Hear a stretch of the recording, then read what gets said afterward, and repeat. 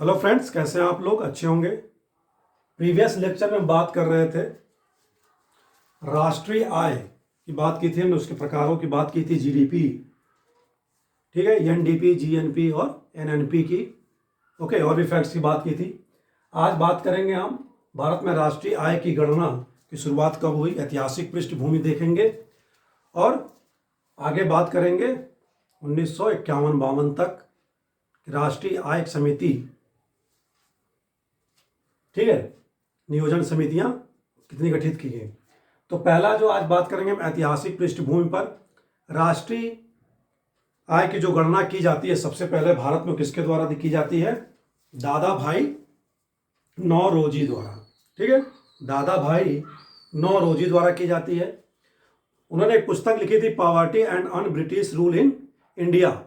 इसी में उन्होंने राष्ट्रीय आय की बात की हुई है, ठीक है, और इसमें उन्होंने प्रति व्यक्ति आय जो है, यानी कि पर कैपिटा इनकम जो बात की उन्होंने, वो बताई कितनी है कि उस वक्त यानी कि 19वीं सेंचुरी में कितनी थी प्रति व्यक्ति आय? 20 रुपीज, ठीक है। ये क्वेश्चन कहीं आया हुआ है कि दादा भाई नौरोजी ने क्या है, कितनी प्रति व्यक्ति आय की गणना की थी, ठीक है। तो जो प्रति व्यक्ति आय की गणना का कॉन्सेप्ट मिलता है उनका, ये इस पुस्तक में मिलता है, poverty and un British rule in India.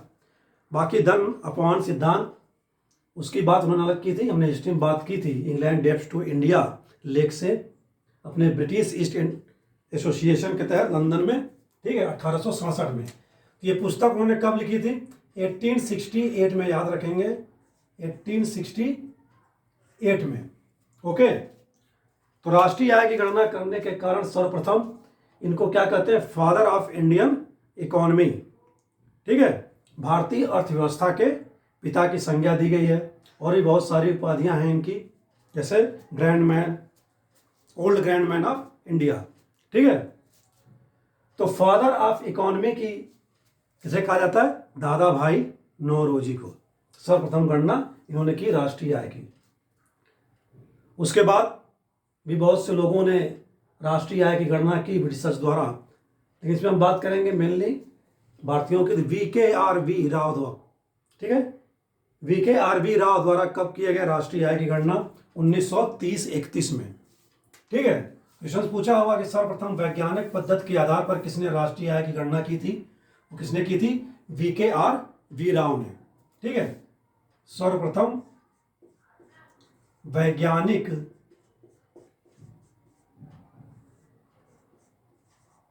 पद्धति पर, ओके, VKR राव।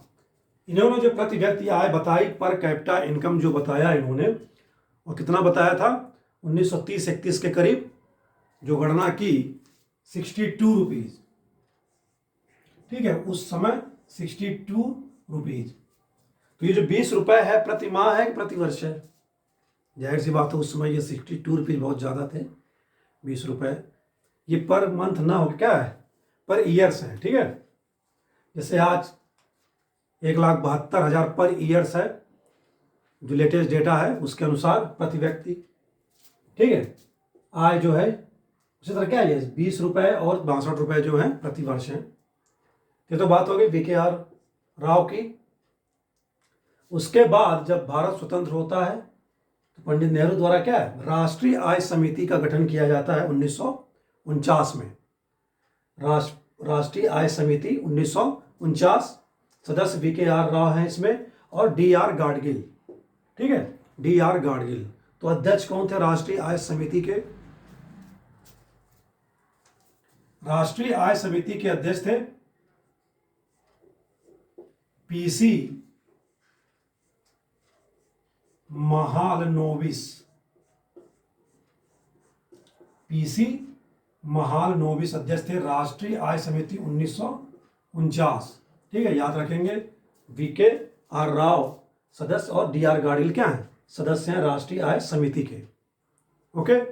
तो इसी समिति की अनुशंसा पर क्या है, जो आज भारत सरकार का CSO यानी केंद्रीय सांख्यिकी संगठन का गठन किया जाता है 1951 में, जो क्या है, राष्ट्रीय आय की गणना करती है, ओके।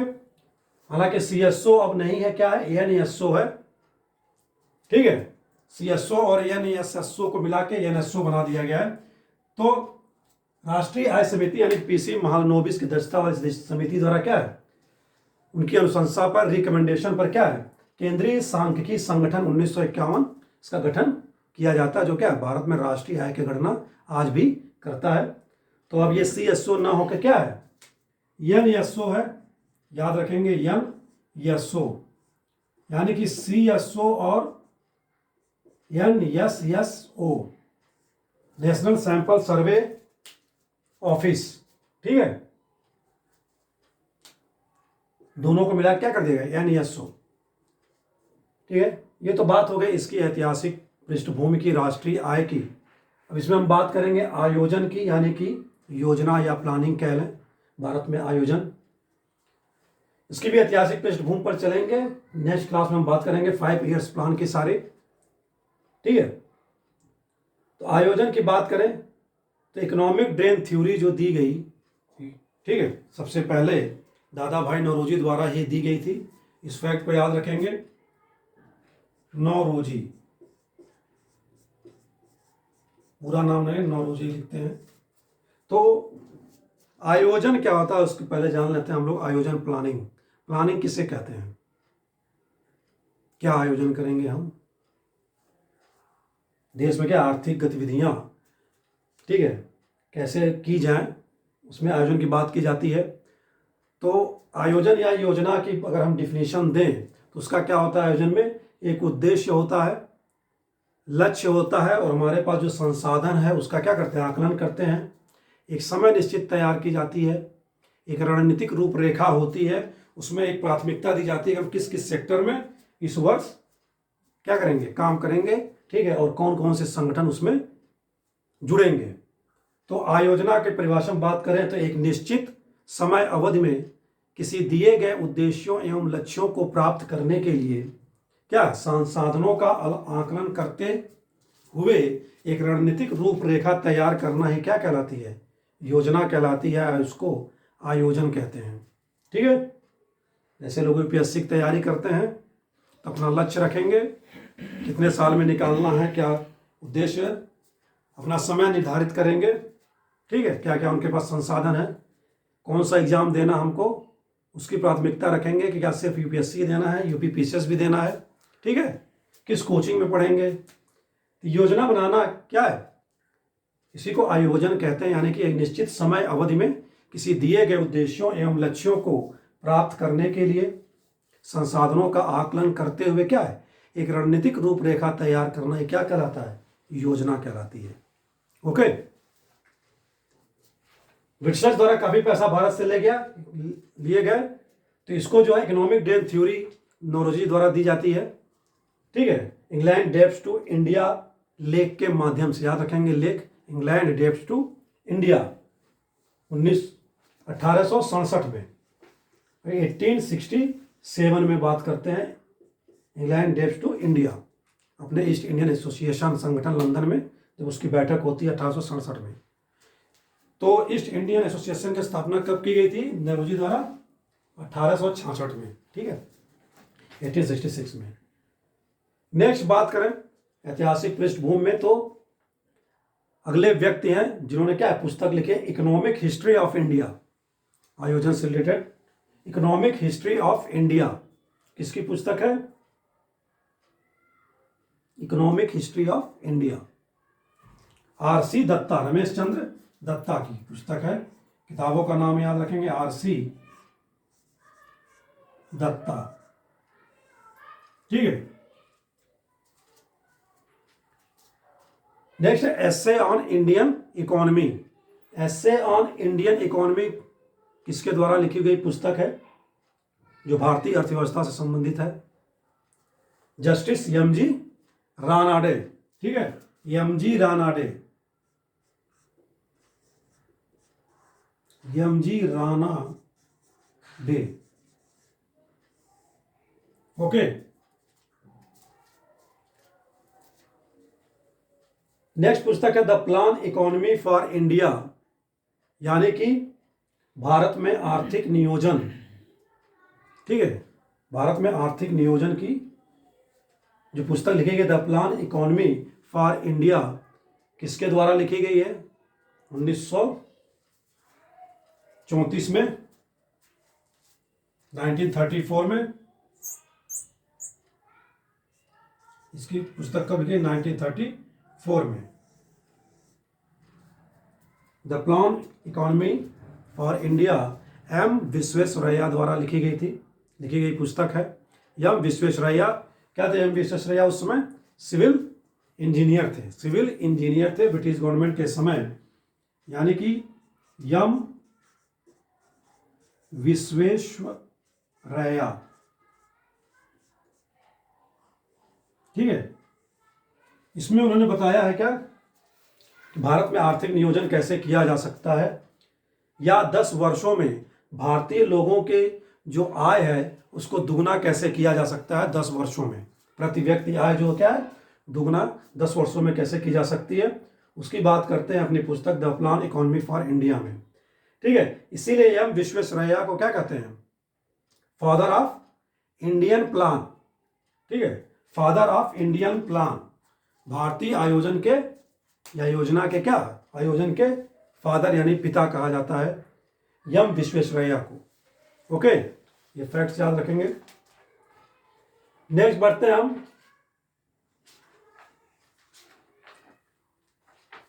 राष्ट्रीय नियोजन समिति। ओके, 2 राष्ट्रीय नियोजन समिति आएंगे अभी। एक राष्ट्रीय नियोजन समिति कब है? 1938 में, 1938 में, ठीक है। और इसके अध्यक्ष कौन है? बनाया जाता है पंडित जवाहरलाल नेहरू को, जवाहरलाल नेहरू। ओके, और इस नियोजन समिति का गठन किसके द्वारा किया गया था?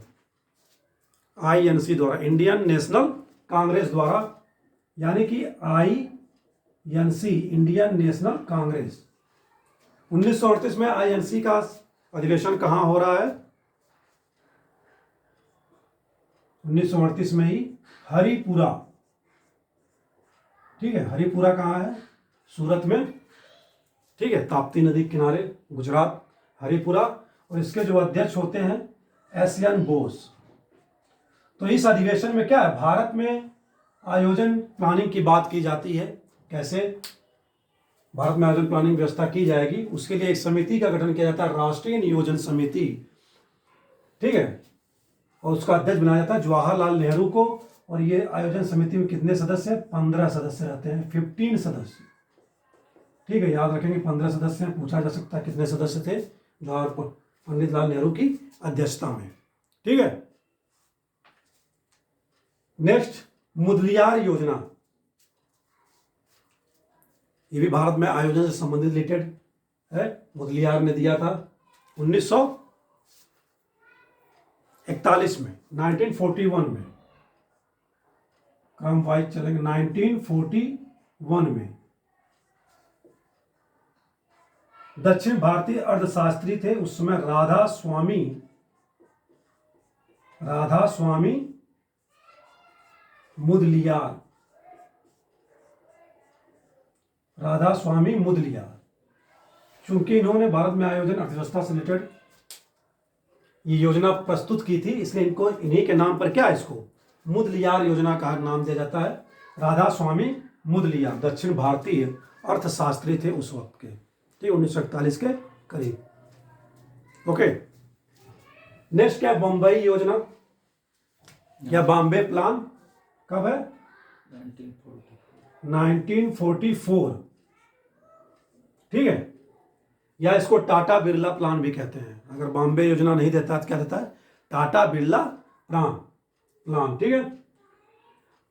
यह जो प्लान लाया गया था उसमें देश के जो बड़े 8 उद्योगपति थे, ठीक है, JRD टाटा, घनश्याम दास बिरला, पुरुषोत्तम दास, सर श्रीराम, नाम याद रखेंगे। ऑप्शन में 4 ऑप्शन में दे सकता है कौन नहीं था बॉम्बे प्लान में?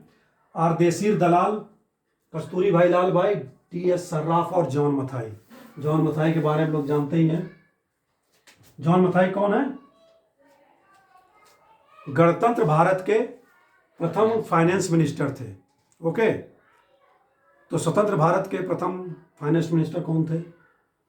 सनमुखम चेट्टी। और अंतरिम सरकार में फाइनेंस मिनिस्टर कौन है? अंतरिम सरकार में जब 2 सितंबर 1946 को अंतरिम सरकार का गठन नेहरू के अध्यक्षता में होता है तो कौन है? लियाकत अली, हालांकि मुस्लिम लीग से थे। ओके, तो याद रखेंगे तीनों नाम। अंतरिम सरकार में फाइनेंस मिनिस्टर लियाकत अली, स्वतंत्र भारत के प्रथम फाइनेंस मिनिस्टर सनमुखम चेट्टी और गणतंत्र भारत के प्रथम फाइनेंस मिनिस्टर जॉन मथाई, उद्योगपति थे। ठीक है, बंबई योजना 1944 में बनाई जाती है।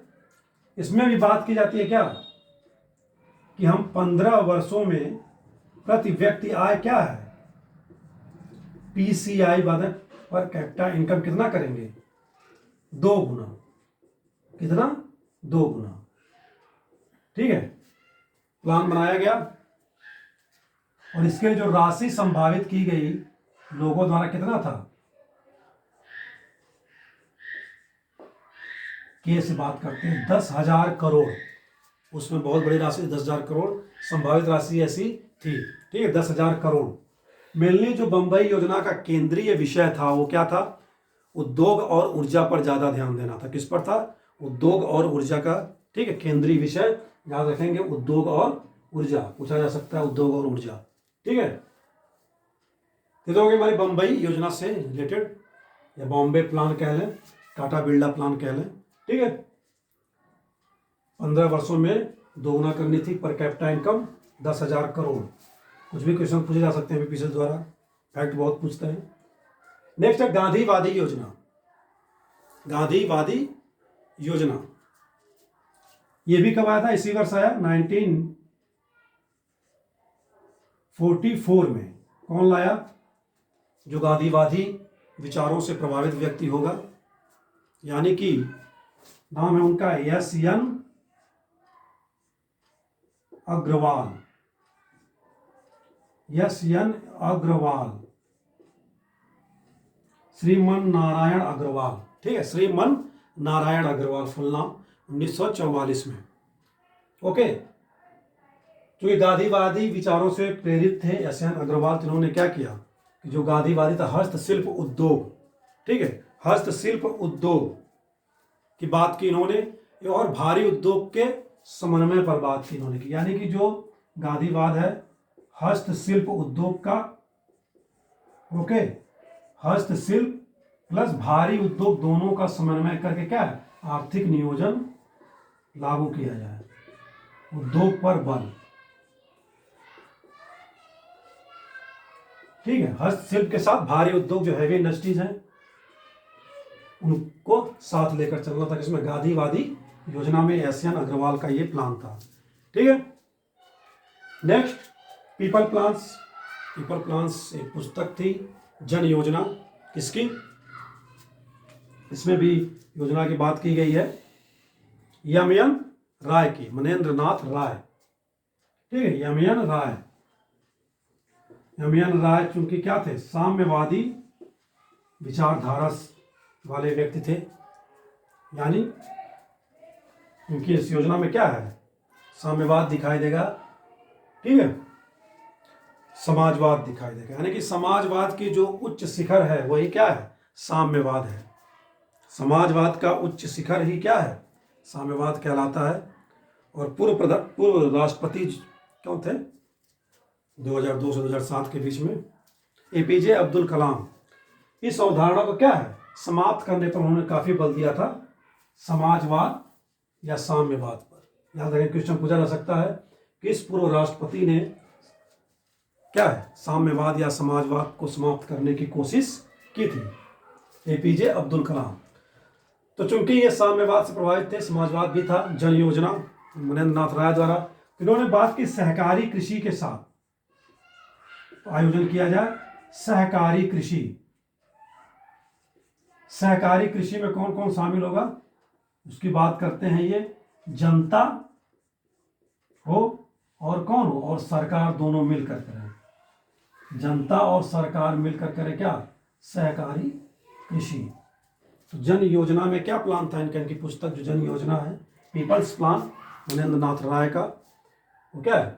सहकारी कृषि पर आधारित है, जनता और सरकार के मध्य। ओके, नेक्स्ट जो योजना आएगी सर्वोदय योजना, यानी सबका उदय, सर्वोदय, अंत्योदय। ठीक है,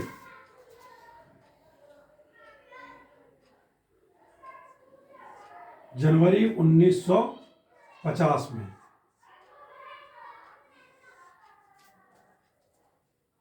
ठीक है, जनवरी 1950 में सर्वोदय योजना है।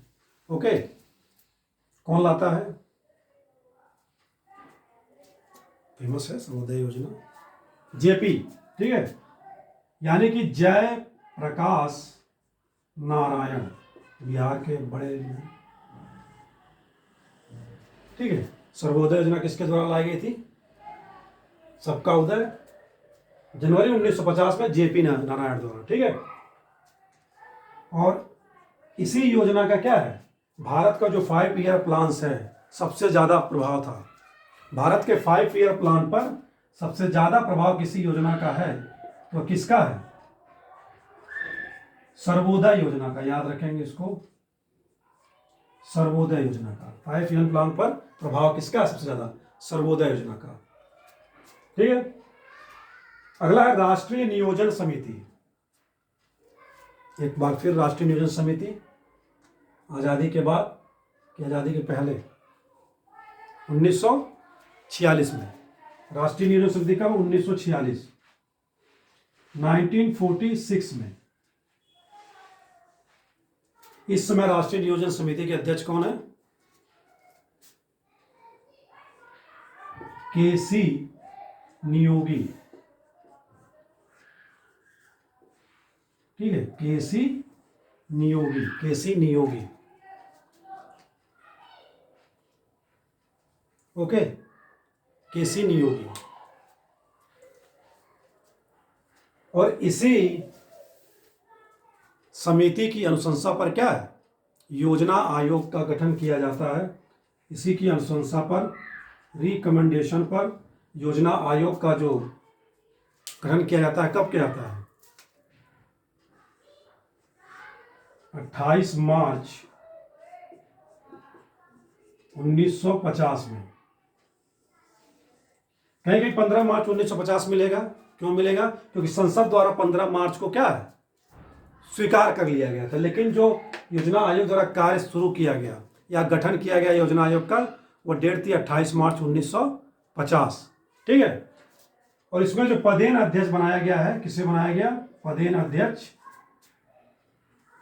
कौन होता है पदेन अध्यक्ष? होता था मतलब, अभी तो योजना नहीं है। पीएम, जो भी पीएम बनेगा, पदेन मतलब जो भी पीएम का पद धारण करेगा वो अध्यक्ष कौन किसका होगा? ऑलरेडी योजना आयोग का। ठीक है, इसमें एक उपाध्यक्ष होता है, होता था, अभी भी उपाध्यक्ष होगा, नीति आयोग की बात करेंगे। ठीक है, पीएम द्वारा नामित उपाध्यक्ष, और वो उसका पद क्या होता था? स्तर जो होता था, लेवल, वो कैबिनेट मंत्री के बराबर होता था। ठीक है, कैबिनेट मंत्री की तरह उसके सुख सुविधाएं मिलती थी। ओके, तो प्रथम अध्यक्ष तो जवाहरलाल नेहरू हो गए, इसमें उपाध्यक्ष गुलजारी लाल नंदा। ठीक है, तो योजना आयोग का गठन जब किया गया, ये गैर संवैधानिक आयोग था, यानी कि संविधान में इसका कोई उल्लेख नहीं है, संविधानेतर है, यानी गैर सांविधिक है, यानी कि अधिनियम के तहत नहीं बनाया गया, रेजोल्यूशन के तहत बनाया गया। ठीक है, ये सब फैक्ट्स आते रहते हैं। तो योजना आयोग का काम क्या था? भारत में योजना का प्लान करना। ठीक है, लेकिन इसको कब समाप्त कर दिया गया योजना आयोग को? 2015। योजना आयोग को जो समाप्त किया गया वह डेट थी 15 अगस्त 2014। ठीक है, मोदी जी द्वारा 15 अगस्त 2014 को समाप्त कर दिया गया। और इसकी जगह किसको लाया गया?